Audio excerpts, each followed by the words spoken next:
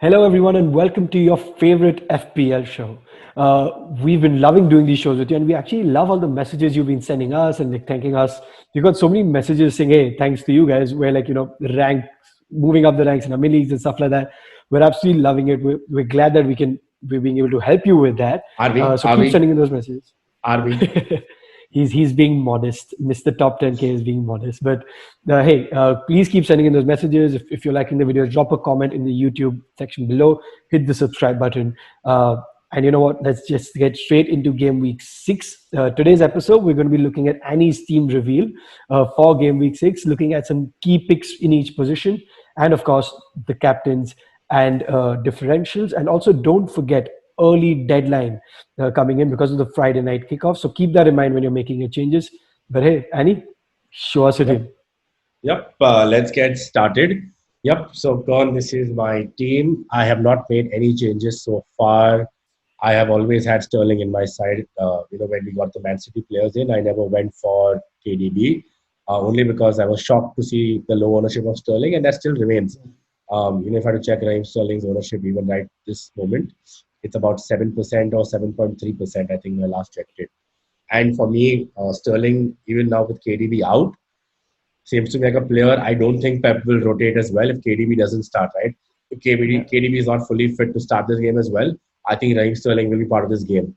Earlier, because see, they do have the likes of Bernardo Silva now fully fit, Ferran Torres knocking on the door, Phil Foden in this squad, always ready to get a start.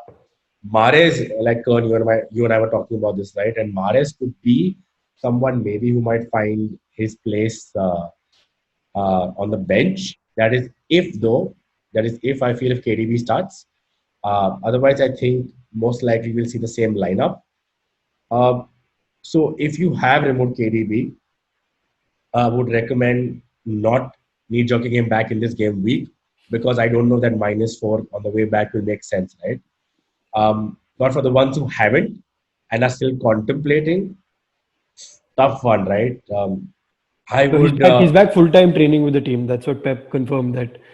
De Bruyne and Laporte are both back training full time with the team. So they will be involved this weekend. If they start or don't, obviously, is Pep roulette. But seeing how important both are to that team, I think it's easy to assume that they will, especially seeing how he brought in Aguero last week, right? And Aguero, every single person was like, okay, he's going to be eased in. And he just started because he's so important to the City team. I think De Bruyne brings that same effect. So, Plus, his price good has chance he dropped, starts. and plus his price has dropped down to his starting price, right? He is Yeah. at 11.5 again. So it's not like a much to get. In fact, Sterling's at 11.6. I know there's still a yellow mark next to KDB, 50% chance of playing. I don't know. God, it's a tough one, right? I think I would tell managers to go with your gut because, like I said, the logical move I saw coming for this was Sterling or Bruno. Now, Hmm. Bruno, for me, this was a tough fixture. Yes, they look good. Bruno has been getting them points even in the fixtures where they've not done well, right? But just for this game week, and if KDB doesn't start this week, he starts next week, right? And if I'm looking at Man City's fixtures again, uh, West Ham away is this weekend, there is Sheffield away, Liverpool home, Tottenham away are the tough fixtures.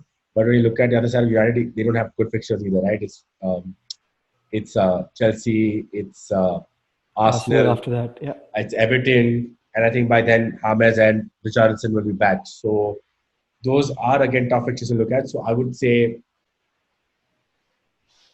hold on to him. Yeah. Yeah, so yeah, I guess if you have KDB, stick with him.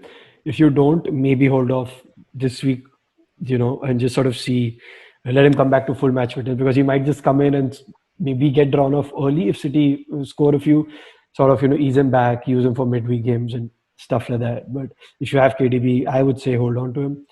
And City were one of two teams that kept clean sheets last week. So, a good segue into defense here. Happy with your defenders there? Any shifty feelings with any So, players? so now that's the thing, right? It's something I would normally tell FPL managers. You and I have discussed this. You do not want to take and all the FPL pros we've spoken to always have said it, right? You don't want to waste a transfer on a defender or a keeper. But if I look at my team right now, right, I'm relatively happy with the balance. I probably wish I maybe had not made that free change last week. Could have used a double free change this week. I could have experimented with Grealish out for Foden there instead, and maybe just maybe get in Martinez for McCarthy. But now that I'm looking at no Richarlison, no James Rodriguez, it's really all on DCL to kind of get the goods right against Southampton. So I will be sticking with McCarthy there. Otherwise, if I was looking to move, I would have probably made that move right there. The other move I was considering if I really had to move for the sake of moving would be to face Justin out of my team right now. I know he's still highly owned by about 20% managers, but Leicester not looking that good.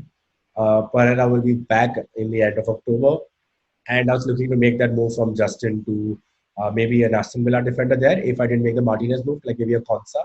Yeah. Or because I have some money in the bank, I have zero point 0.7 in the bank. I could have even taken the likes of Mings, right? But I didn't see myself doing that. Instead, I saw myself downgrading to Kilman. Now, it's not a knee-jerk change in the terms of I'm going to get him to start him. I'm getting him because I have Mitchell in my team who will most likely be phased out of the team starting 11 this game will come. Yeah. Because Van Aanholt is filled. And, looking at the way COVID has been affecting players, I didn't want a case where I'm narrowed down.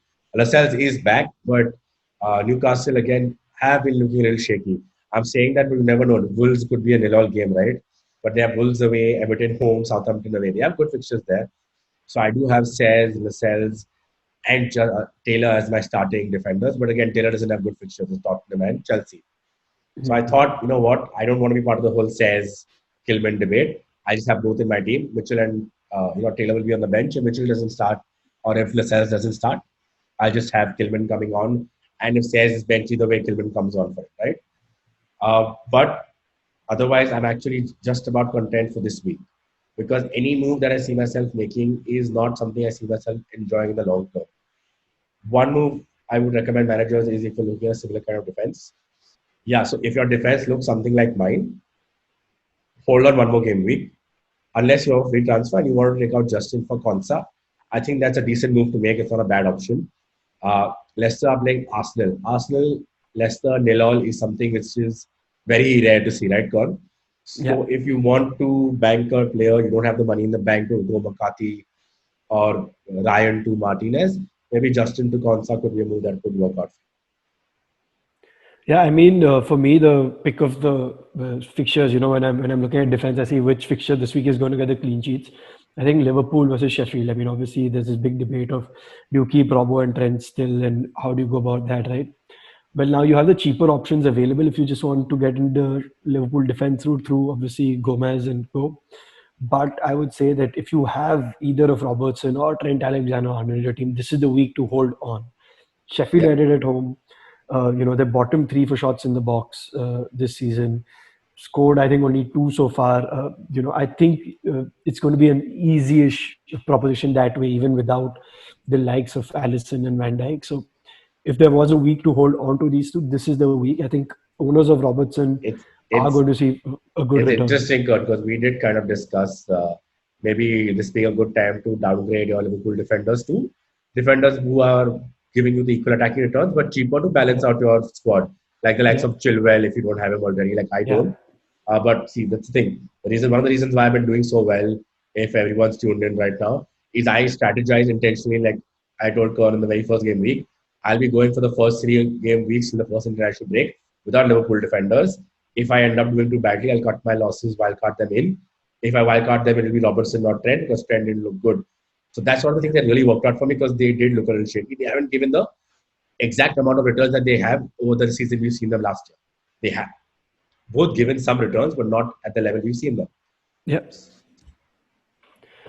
Yeah, but exactly. I mean, long term, that does seem like the solution. But as I said, just looking at the fixtures this week, Chilwell is playing United, and that does seem like a game that has goals in it, whereas it does seem like an easy clean sheet for Liverpool. So while long term, you might want to phase out, this is a week that you can easily hold on to them and expect some good points. I'm in fact going to put down Robertson as the standout defender that I see bringing the points in this week, along with some Wolves assets, because I think they have a good fixture. So I think that's a defense rounded up. I obviously have Chilwell in my team, so it's going to be interesting to see how that goes. Looking at the midfield, Salah looks, I mean, we'll obviously come to captain picks later, but looks like an easy captain pick for this week again. Uh, a big differential though there, Annie. Would you suggest people to look at Mane instead? He's under 10% owned and he's created more big chances than Salah in the last 4 game weeks, and he's not even played one of those 4 games. I think you can see the smile on my face, right? Because I've been raving about maybe doing a double up for 2 weeks now. It would have worked out for the managers last week, right? So they were taken off by Klopp at the 60th minute mark, right? He took them off. Salah, and Firmino, all three taken off at the 60th minute mark. So they've got their rest. So they're sort of concerned. Mane was icing his knee, but I don't see a potential injury coming up. I'll be surprised. We'll be waiting for the pressure on that, but it doesn't look like. So Klopp already did confirm in the post-match that it's just something precautionary. He ices it when he's off, but it's fine. Like, it's not a big deal. So expect Mane to start this weekend. Right. If people are worried, Klopp's confirmed he will be. Right. And the other thing was, for going back to the earlier point, if you must take out KDB, and if your instinct telling he might not start, and look, Pep has no reason to rush KDB as well, right? So I think this would again be a decent time to try a Salah Mane double up, because they both have to start. Klopp wants to make sure Liverpool win their games with the mood around the camp with the injuries and stuff. So you never know. It could be a good time to get both of them. Right, Salah Mane double up this. They're already twisting up our tongues. So imagine they're twisting up both of us. Sheffield defenders. Yeah, that could be a solid call. Obviously, Annie and I were discussing what City's starting lineup might look like this week with De Bruyne coming back. Obviously, a lot of people have, in the Grealish territory, gone for Foden, right? We think he'll start, but it'll be interesting to see where. I personally think he comes in for Mahrez, and De Bruyne comes in for Bernardo Silva. That's from the Champions League team at least. And that's how they sort of line up: Foden, Sterling, Aguero up top, De Bruyne, Rodri, and Gundogan behind them. Annie, do you see anything different? Obviously, it's Pep, anyone's guess, but what's your best guess? Look, Foden has actually played pretty much as he has started all the Premier League games so far, right? I don't see any reason for him not to start. I know Aguero's fit. So my only worry was, like I told you, with Sterling. Sterling played the full 90 minutes. Mahrez played the full 90 minutes. Bernardo Silva played the full 90 minutes. So my concern is, did he assume KD is going to be back? You'll always end up chasing yourself around and around. So there's no point overthinking so much. Yeah. I think if you haven't gotten the likes of an Aston Villa player yet, I would say yes, English is a good pick. And if you're looking at lower price ranges, I would say even McGinn could be the one who assists Grealish or assists Barkley. So McGinn at 5.5 is the cheapest amongst the 3 Villa players, or Foden at 6.6 again will give you enough room. For example, say, hey, if you have Rodriguez, James Rodriguez, right, and you're wondering, what, I'm okay with the price range, I want to get someone in for 1 week, maybe get Rodriguez back next week. Why not go to Foden or Barkley? Yeah, I honestly just going to ask you that. Rodriguez obviously now confirmed to be a doubt for this weekend. Lots of owners behind him. Who do they go to? But you already answered that for us. McGinn or Barkley seems to be the pick there. And I agree. For me, it'd be the Foden, McGinn, Barkley. More Barkley than McGinn for me. I think he's just a bit more explosive. While I do get McGinn is like a safe pick. He'll probably get an assist for either Grealish or Barkley. Barkley will probably get a goal rather than an assist in that sort of sense, if you know what I mean, right? There'll be a bigger chance of getting a bigger haul. He might blank or he might get a big haul, whereas McGinn is sort of a safe assist option in the middle. Again, I think on all of these players right now, the way I'm looking at a squad, right? If you look at Son's ownership, Son's owned by 50% of the managers now, and this is when you're shooting it. I'm sure by the time everyone catches on, like tomorrow, that is Friday throughout the day, it will be up to 51%, 52%. Yeah. That means the only real players that tinkering around with are the City assets. Additionally, KDB again. That's the thing which you don't have him. So again, Rashford, Mane, these are coming from our last week's picks as well, right? Rashford, Mane, Bruno, all come into that price bracket replacement. People who have Aubameyang, for example, now, that's a tough one. If you have Aubameyang against Leicester, I don't know if I would twist him out yet. Aubameyang against Leicester sees that Aubameyang can get you those goals. He's not been too prolific in getting returns for your managers so far. At least not on the level of what you would expect him to get. He's got about 18 points. He has scored about, I think he scored about maybe 1 or 2 goals only. He's not got that many points. He's got about a goal and assist so far. So I think maybe keep faith in him one more week. But again, if you still have Aubameyang in your side, then you could consider switching to a United player right there yourself or Sterling. I think if you still have Aubameyang in your side, you're a clearly very brave Arsenal fan. Because of all the premium pick points that you're getting everywhere, the money invested into Aubameyang can be invested else, would have probably been invested elsewhere till now. You're seeing the premium picks available, but yeah, easily a game where he can sort of show up and get some points. Right. So our forward line now, Harry Kane, obviously the standout performer in FPL, so far, one that's sort of a must-have in teams. And also interestingly, Son and Kane both rested, or at least haven't started for their Europa League clash. So expect them to come out all guns blazing. But they are coming up against Burnley away, which traditionally for teams has become the new, can they do it on a cold wet night at Stoke, right? Burnley's become that team. Yeah. Shani, do you see Spurs getting lots of goals here against Burnley, who are sort of shoring up at the back? I am a little worried if I'm not going to lie. So the double up has worked so far, and that's where it's got me. Burnley traditionally have been a tough side, but if you remember last season, one of the first few games of Mourinho and Son's wonder goal against Burnley, right? So it's not like Spurs haven't unlocked this Burnley defense, a very fit Burnley defense, not the one which has injuries right now. I do see it being tougher for them to score goals, but I do see Spurs just about getting the results. So I obviously will be hanging on to Kane and Son. Like I said, we spoke about it in the last episode, so I don't want to talk about it too much. They have the fixtures on their side, 3 more fixtures. I'm going to bank on them for those 3 fixtures. Injury concern is the only thing with Europa coming in the coming weeks as well. That will make me look at anything else. Worst case, if Son's ever injured at the 9-point bracket, I think I'll be starting to look at Chelsea midfielders then. Otherwise, if I'm looking at my strikers, if Kane gets injured or Kane starts having terrible game weeks, I think Aguero's a blind control C, control V right there. Yeah, makes sense. Any, if you had to pick between one of those two, would you firstly, do you say double up is absolutely essential at this point, Son and Kane, or will you pick one of those two? If I didn't have them for this game week and I had to pick between one of the two and I had no option, I would have picked Kane. Yeah, same here. I would pick Kane. For me, he is just that. Weirdly enough, he's a must-have in FPL teams. I don't still have him because I need to figure that way out. I am banking my transfer this week to hopefully be able to get him next week, and then probably get Son out and just have Kane in my team. I don't have still the appetite to double up on Spurs right now. Calvert-Lewin, Richarlison injured, as you already said. No Richarlison, no James Rodriguez is the only outlet. He's been getting those consistent goals at that price point. Set and forget, right? Don't need to spend too much time on it. No, not at all. I don't even want to discuss that because it might be interesting if Rodriguez is injured long term. For one game week, obviously you can leave him in your side. One of the reasons though, I also want to bank a transfer is I might mull considering, getting out Calvert-Lewin, save those transfers. Give Grealish one more game week. If they don't perform right, I'll switch Grealish out to a cheaper midfielder, maybe a Trossard, maybe not Trossard. I think I'll switch it out to a McGinn or Barkley itself, and maybe upgrade Calvert-Lewin to Werner after the United game. That could be a possible future move to keep an eye on. But apart from that, I think this game week I might just go by, like I said, without making a change.